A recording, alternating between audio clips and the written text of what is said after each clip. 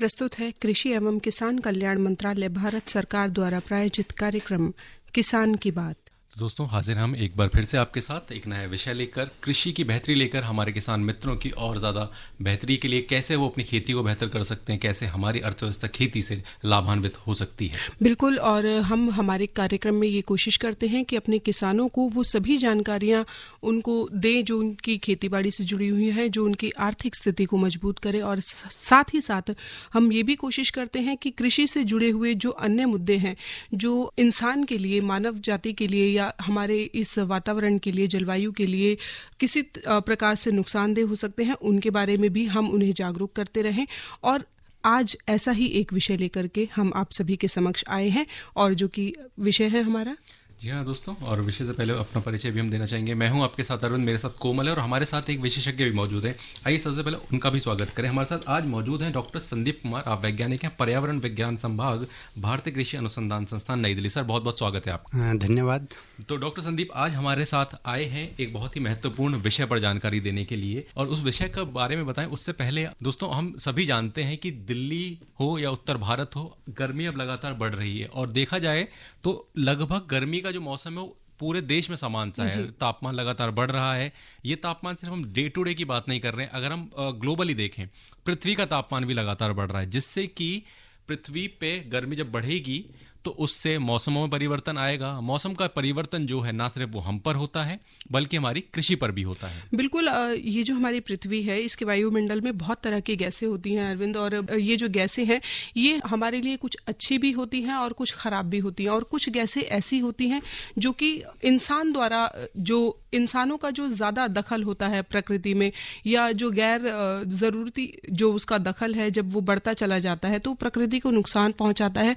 और कुछ ऐसी गैसों का उत्सर्जन होता है जो न सिर्फ मानव जाति के लिए बल्कि हमारी कृषि के लिए भी बहुत ज़्यादा खतरनाक होता है।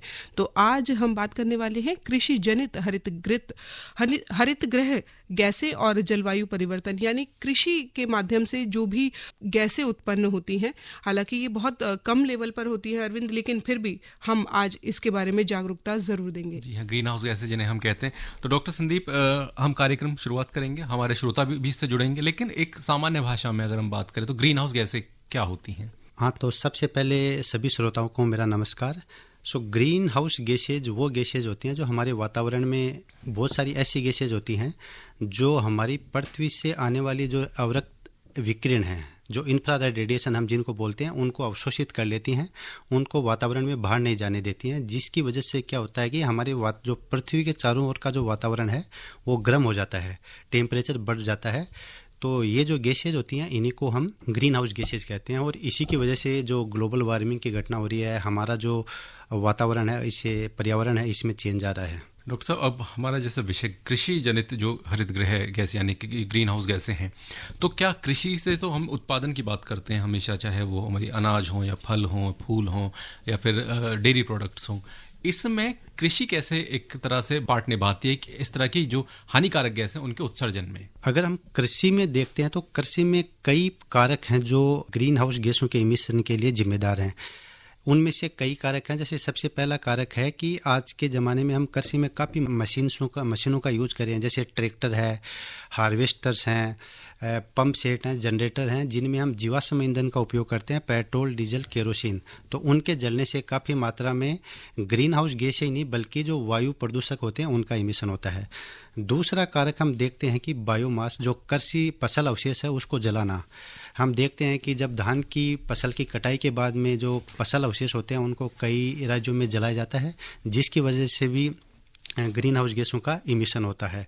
उसके बाद में हम अगला कारक देखते हैं कि फर्टिलाइजर का अनुचित उपयोग। अगर हम कृषि में फर्टिलाइजर्स को बिना नाप के और बहुत अधिक मात्रा में यूज करते हैं तो उनसे मुख्यतः जो नाइट्रस ऑक्साइड जो कि ग्रीन हाउस गैस है, इसका इमिशन होता है।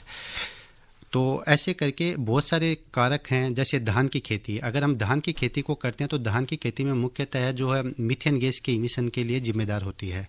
तो ये सब जो कारक हैं वो मेनली जो ग्रीन हाउस गैसों के उत्सर्जन के लिए जिम्मेदार हैं।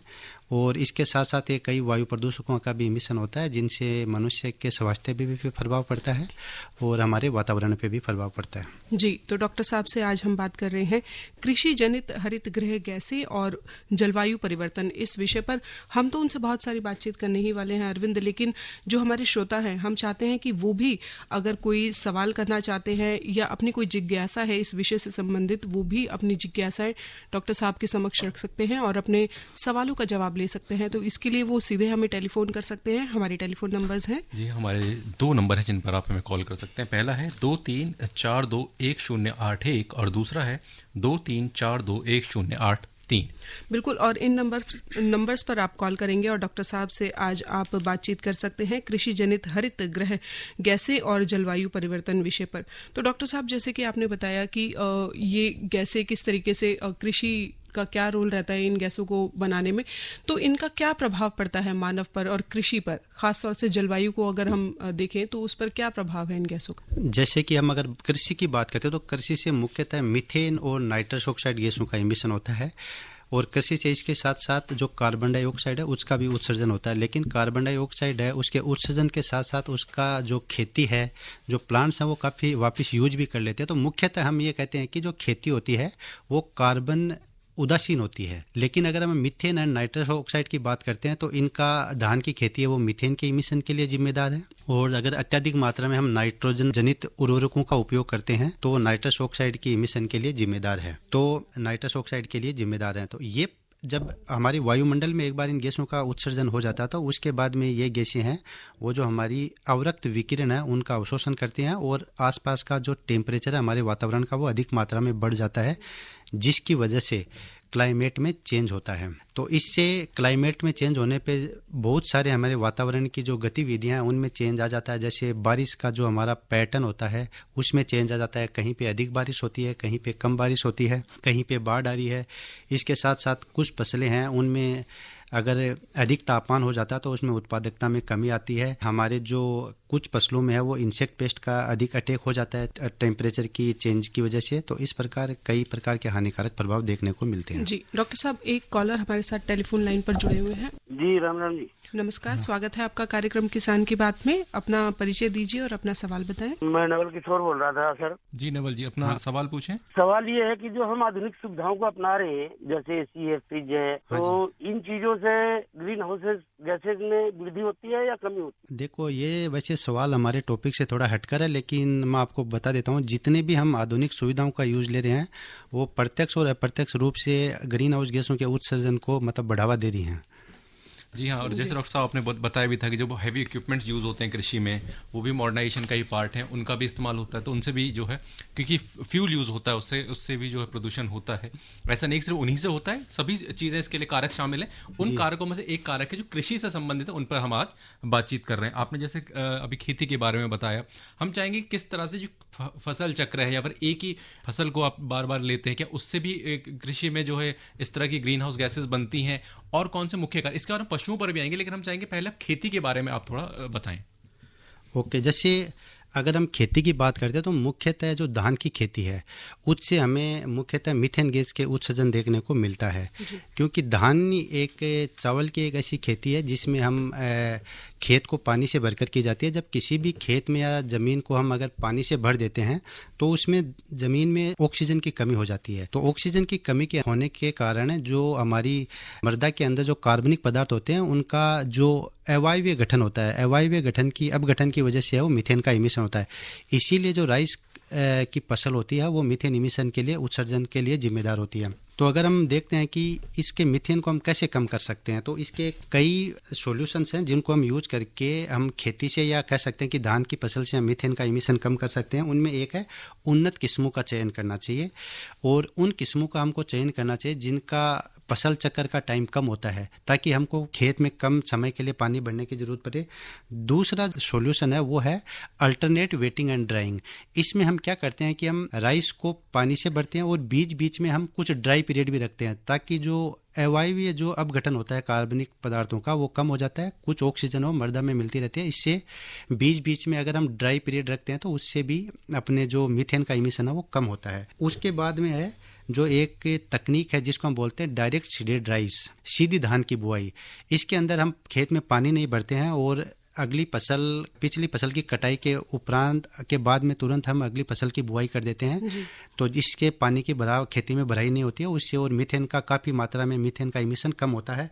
एक होता है वायवीय धान, वायवीय मतलब एरोबिक राइस का उत्पादन करते हैं, जिसके अंदर भी हम पानी की बहुत कम मात्रा का उपयोग करते हैं, जिससे लगभग 60-70% है वो मीथेन का इमिशन कम होता है। और इसके साथ साथ हम कुछ और भी फैक्टर हैं, जैसे हम उर्वरकों का काफ़ी मात्रा में उपयोग करते हैं, तो उसका हमको संयोजित मात्रा में उपयोग करना चाहिए। अधिक मात्रा में अगर हम उर्वरकों का उपयोग करते हैं तो उनसे भी नाइट्रस ऑक्साइड का इमिशन होता है। जी। तो डॉक्टर साहब, ये तो आपने बताया कि खेती में किस तरीके से कर सकते हैं, लेकिन अगर जब हम खेत की तैयारी कर रहे हैं तो क्या उस समय पर भी कुछ ऐसे उपाय किए जा सकते हैं, जैसे मिट्टी का चुनाव या मिट्टी का परीक्षण, जिससे कि कम उर्वरक इस्तेमाल किए जाएं, या ऐसे कौन से कदम उठाने चाहिए जिससे कि इन गैसों के उत्सर्जन को में कमी आए? हाँ, आपने बहुत ही सही बताया कि खेत को में कोई भी फसल उगाने से पहले हम खेत की मिट्टी का परीक्षण कर सकते हैं, ताकि हमको ये पता चले कि हमारी मिट्टी में कितने कार्बनिक पदार्थ हैं, कितना नाइट्रोजन है। उन्हीं को पता करके हम आगे हमारी खेत में उतने ही जितनी जरूरत है उसी हिसाब से हम उसमें कार्बनिक पदार्थ मतलब मेन्योर, कंपोस्ट जो दे सकते हैं।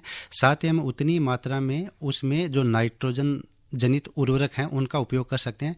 इन दोनों चीज़ों का अगर संतुलित रूप में हम उपयोग करते हैं तो हम काफ़ी मात्रा में जो ग्रीन हाउस गैसेज हैं उनका उत्सर्जन कम कर सकते हैं। या डॉक्टर साहब, भी आपने धान का एक उदाहरण दिया जिसमें किस तरह से ड्राई सीजन आप या पीरियड लाके आप उसमें बेहतरी कर सकते हैं।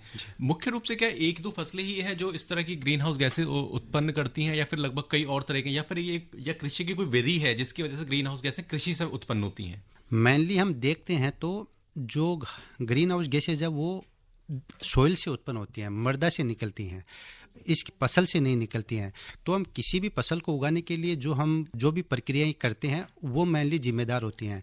अगर हम राइस की बात करते हैं तो राइस मुख्यतः मीथेन की मिशन के लिए जिम्मेदार है, और अगर हम गेहूं की या और फसलों की बात करते हैं तो उनसे मेनली अगर हम जब भी फर्टिलाइजर अप्लाई करते हैं खासकर उसी ड्यूरेशन में नाइट्रस ऑक्साइड गैस का इमिशन होता है। तो कुछ क्रियाएं हैं जो भी ग्रीन हाउस गैसों के उत्सर्जन के लिए जिम्मेदार होती हैं। सभी क्रियाएं हैं वो ग्रीन हाउस गैसों के लिए जिम्मेदार नहीं होती हैं। फसल जिम्मेदार नहीं है, उसकी जो प्रक्रिया है वो जिम्मेदार है। तो उस प्रक्रियाओं में किस तरह से वो है जो उत्पन्न करती हैं, और उस प्रक्रिया को हम कैसे बेहतर कर सकते हैं? इसके बारे में मैं आपको पहले भी बता चुका है कि जैसे कुछ फसलें हैं उनका ड्यूरेशन बहुत ज़्यादा होता है एक तो खेत में, तो हमको फसलों की वो किस्में यूज करनी चाहिए जिनका ड्यूरेशन, जिनका चक्कर, फसल चक्कर है वो कम समय के लिए होता है, ताकि वो कम समय के लिए खेत में रहें और कम इमिशन हो। दूसरा है, हम अगर खेत को, हमारी जो मृदा का परीक्षण है वो हमको कंटिन्यू करते रहना चाहिए किसानों को, ताकि उनको मृदा की जो उर्वरक क्षमता है उसमें जो कार्बनिक पदार्थों की कितनी मात्रा है उसका पता लगता रहे। साथ साथ में फसल में है वो जो भी हम कंपोस्टिंग या मेन्यूर डालते हैं वो प्रॉपर डिकम्पोज होनी चाहिए, और जैविक खादों का हमको ज़्यादा से ज़्यादा उपयोग करना चाहिए ताकि हम कम से कम ग्रीन हाउस गैसों का उत्सर्जन कर सकें। जी। डॉक्टर साहब, जैसे कृषि में बात हुई कि किस तरीके से हमें मृदा परीक्षण करना चाहिए या कौन कौन सी हमें फसलें लगानी चाहिए, किस तरीके से करनी चाहिए। जब हम कृषि की बात करते हैं तो उसमें साथ ही जुड़कर आते हैं हमारे पशु। तो पशुओं की अगर हम बात करें तो पशुओं से किस तरीके से हरित जो गैसें हैं वो उत्सर्जित होती हैं, या किस तरीके से उन्हें हम कंट्रोल कर सकते हैं? अगर हम कृषि में देखते हैं तो कृषि में मुख्यतः धान की खेती और जो हमारे मवेशी होते हैं मुख्यतः जिनमें गाय और भैंस हैं वो ग्रीन हाउस गैसेज उत्सर्जन के लिए जिम्मेदार होते हैं। तो जो मवेशी होते हैं, जो जुगाली करने वाले जानवर होते हैं, उनके पेट में जब खाना चला जाता है तो वो काफ़ी समय तक वहाँ पे रहता है। तो जब वहाँ पे ऑक्सीजन की कमी में उसका डिकम्पोजिशन होता है, जिसको हम बोलते हैं एनेरोबिक फर्मेंटेशन, अवायवीय किण्वन बोलते हैं जिसको, तो उसकी वजह से मीथेन का इमिशन होता है। जो पशु है मुख्यतः डकार के माध्यम से या गोबर के साथ उनका इमिशन होता है और वो काफ़ी मात्रा में होता है। तो हम पशुओं के से जो निकलने वाले मीथेन है उसको कई प्रकार से हम उसको मैनेजमेंट, उसका प्रबंधन कर सकते हैं। उनमें एक है कि एक तो हम उन्नत किस्म का चारा पशुओं के लिए यूज करें। उन्नत किस्म का मतलब है कि हम वो चारा यूज करें जो जल्दी पच जाता है, लंबे समय तक उनके पेट में नहीं रहे। वो जल्दी पच जाएगा तो उससे कम ग्रीन हाउस गैसेज का इमिशन होगा। जैसे हम ज़्यादा से ज़्यादा हमको घास यूज करना चाहिए, हमको सिलेज का यूज करना चाहिए। दूसरा, हम पशुओं को अधिक मात्रा में हमको वसा युक्त खाना खिलाना चाहिए। जैसे हम कोकोनट ऑयल यूज कर सकते हैं, हम लीन सीड ऑयल यूज कर सकते हैं, हम जो कॉटन तेल है वो यूज कर सकते हैं, जो कि मीथेन इमिशन को कम करते हैं पशुओं में। इसके साथ साथ पशुओं में को कम रेशेदार खाना देना चाहिए, क्योंकि अधिक रेशेदार खाना देने पे उसका पाचन स्लो हो जाता है, जिसकी वजह से अधिक मीथेन का इमिशन होता है। और चौथा रीजन प्रबंधन हम ये कर सकते हैं कि पशुओं के द्वारा जो हम गोबर और यूरिन जो प्राप्त करते हैं उसको हम बायोगैस प्लांट में यूज कर सकते हैं, बायोगैस उत्पन्न करने के लिए और बायोगैस स्लरी उत्पन्न करने के लिए, जिसको हम आगे अपने खेत में अप्लाई कर सकते हैं। तो इससे ये सब कारक हम अपना के कम से कम मीथेन का इमिशन, मतलब मीथेन के इमिशन को मवेशियों से कम कर सकते हैं। जी डॉक्टर साहब, एक कॉलर हमारे साथ जुड़े हैं टेलीफोन लाइन पर, आइए जान लेते हैं कि उनका क्या प्रश्न है। हेलो। हेलो जी नमस्कार, स्वागत है आपका कार्यक्रम किसान की बात में। अपना परिचय दीजिए। मैं राकेश बात कर रहा हूँ शिमला से। जी राकेश जी, क्या पूछना चाहते हैं आप? मेरा प्रश्न ये है कि हमारे यहाँ जो एप्पल की खेती होती है, तो हम उस हिमाचल में हम क्या कर सकते हैं? सेब के बागान है इनके, और वो जानना चाहते हैं, मुझे लगता है कि जो ग्रीन हाउस गैसेज हैं वो उसमें ये किस तरह से हेल्प कर सकते हैं कि ताकि कम हो उनके बागबानी से, और किस तरह से उनकी फसलों पर शायद असर होता है, वो इसके बारे में हम चाहेंगे कि आप थोड़ा बताएं। हाँ, इसके लिए क्या होता है कि हम कोई भी किसान, सबसे पहले कि किसानों को जानना पड़ेगा कि ग्रीन हाउस गैसेज क्या होती हैं, हम उसको कैसे वो ज़्यादा निकलती हैं। कुछ जो चीज़ें हैं वो आपको उनको पता होना चाहिए। सबसे पहले वो आप किसी भी आसपास आपके जो केवीके में एक्सपर्ट होते हैं या जो भी कोई आसपास का रिसर्च अनुसंधान है उसमें जाके आप पता कर सकते हैं, वहाँ के आपको इसके बारे में आपको बेसिक जानकारी दे देंगे। तो आप अगर सेब का आपका खेत है, अगर आप उसमें कोई उर्वरक डालते हैं, जैसे कोई फर्टिलाइजर डालते हैं, तो कितनी मात्रा में डालते हैं, आपको कैसे डालना चाहिए, किस समय डालना चाहिए, ये काफ़ी महत्वपूर्ण चीज़ें होती हैं जो ग्रीन हाउस गैस के उत्सर्जन से डायरेक्ट रिलेटेड होती हैं। तो इन सब चीज़ों को हमको ध्यान रखना है। जी डॉक्टर साहब, हम इस कॉल से पहले बात कर रहे थे पशुओं के जो अपिष्ट है उनके प्रबंधन का। आपने बताया किस तरह से उनको खाना बेहतर देके आप उनके अपिष्ट में किस तरह से मीथेन की जो मात्रा को उसको कम कर सकते हैं, लेकिन उससे मात्रा जो खत्म नहीं होती, अपिष्ट में मीथेन की मात्रा हमेशा रहेगी, वो कम हो सकती है। लेकिन जो उनका अपिष्ट पदार्थ है उनका, जिसको हम गोबर भी कहते हैं, उसको हम किस तरह से बेटर मैनेज करें, क्योंकि उससे खाद भी बनाई जाती है, वो किस तरह से बेहतर हो सकती है। कई जगहों पर हमने देखा है कि गांव में जहां एक जगह होती है वहां पे इसको अपिष्ट पदार्थ को इकट्ठा किया जाता है काफी समय तक। क्या वो एकमात्र इलाज है कि जिससे ये और बेहतर होगी, या उपले बनाना इसका कोई इलाज है? इसको हम कैसे प्रबंधित कर सकते हैं? या फिर गोबर गैस प्लांट भी एक बहुत अच्छा एक वो है क्या, या सिर्फ गोबर गैस प्लांट ही इसकी एक संभावना है? नहीं, आपने क्वेश्चन भी पूछा और आंसर दोनों एक काम आपने साथ कर दिए हैं। तो मैं आपको बताना चाहूँगा कि गोबर, जो भी गोबर हम प्राप्त करते हैं उसको अगर डायरेक्ट हम इकट्ठा करके अगर खेत में यूज लेते हैं तो उससे कई प्रॉब्लम होती है। जैसे एक तो दीमक की इश्यू रहता है, दीमक हमारे खेत में लग जाता है। इसके साथ साथ जितने भी हमारे जो खरपतवार होते हैं उनके बीज भी रहते हैं तो वो भी हमारे खेत में हो जाते हैं, और इसके साथ बहुत सारे जो इंसेक्ट पेस्ट होते हैं उनका अटैक हो जाता है। तो इसके लिए जो बेस्ट तरीका है, हमको बायोगैस प्लांट है उसका यूज करना चाहिए, जिससे हम विन विन सिचुएशन होगी हमारे। एक तो हम बायोगैस भी प्राप्त करेंगे, साथ साथ में जो बायोगैस सैलरी हम प्राप्त करते हैं उसका हम खेत में यूज कर सकते हैं, जिसमें न्यूट्रिएंट्स की अधिक मात्रा होती है, जिसको हम सुखा के भी यूज कर सकते हैं और ड्राई और वेट फॉर्म में भी उसको हम खेत में यूज कर सकते हैं। जी डॉक्टर साहब, जैसे बहुत सारे तरीके होते हैं कि मीथेन को हम किस तरीके से कम कर सकते हैं। आपने बताया कि खेती में हम किस तरीके से काम कर सकते हैं, पशुओं के लिए किस तरीके से काम कर सकते हैं।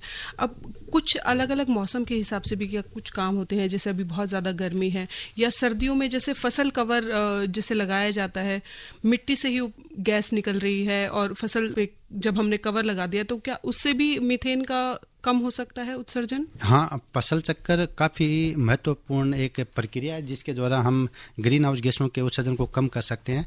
जब भी हम फसल कवर की बात करते हैं तो फसल कवर की वजह से क्या होता है, हमारा सॉइल इरोजन को रोका जाता है, और सॉइल के अंदर जो भी कार्बनिक पदार्थ होता है, कार्बन होता है, वो सॉइल के अंदर स्टोर रहता है। और जितने भी हम प्लांट लगाते हैं वो अधिक मात्रा में कार्बन का है वो स्टोरेज करते हैं सॉइल के अंदर। तो इससे है वो कम मात्रा में जो ग्रीन हाउस गैसेज हैं जो कार्बन से रिलेटेड हैं, जैसे CO2 हुआ, जो मीथेन हुई, ये गैसेज का उत्सर्जन कम होता है।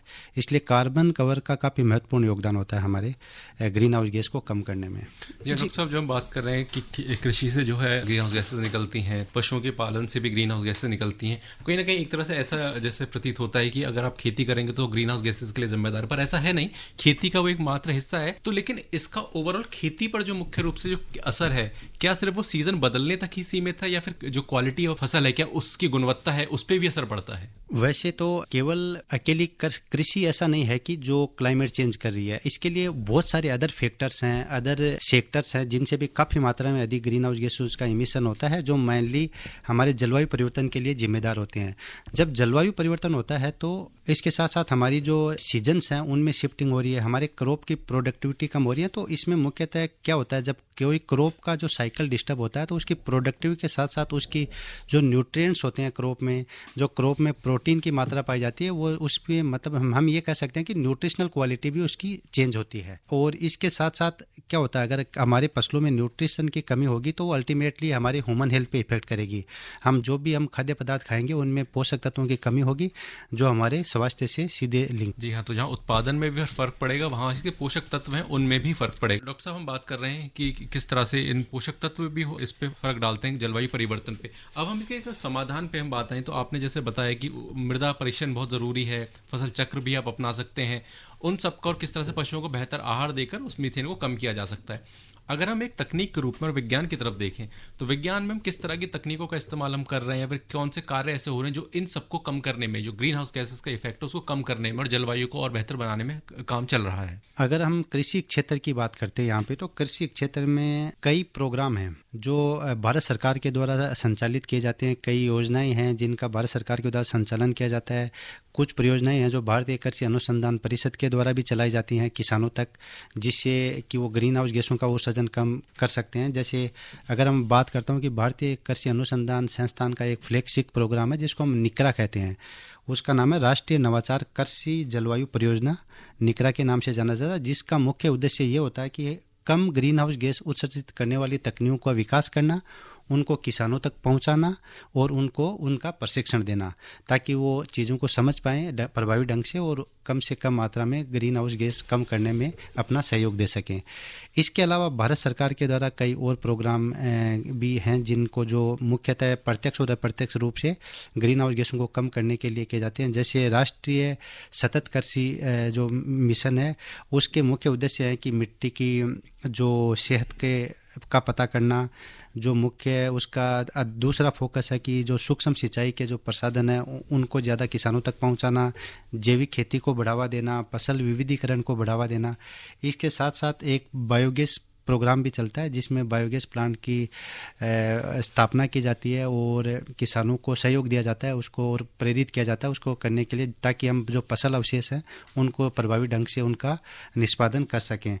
इसके अलावा प्रधानमंत्री कृषि सिंचाई योजना का भी के थ्रू भी भारत सरकार है वो जो भी सिंचाई के सूक्ष्म सिंचाई के तरीके हैं उन पे उनको सब्सिडी दी जाती है ताकि किसान अधिक से अधिक मात्रा में उन तकनीकों को अपनाए और उनकी वजह से प्रत्यक्ष अप्रत्यक्ष रूप से वो ग्रीन हाउस गैसों को कम कर सकते हैं। डॉक्टर साहब, एक और चीज़ आती है जहाँ ग्रीन हाउस गैसेस की बात होती है, एक तकनीक इस्तेमाल होती है जिसे प्रिसीजन एग्रीकल्चर कहते हैं, सटीक कृषि। हम चाहेंगे आप उसके बारे में भी बताएं।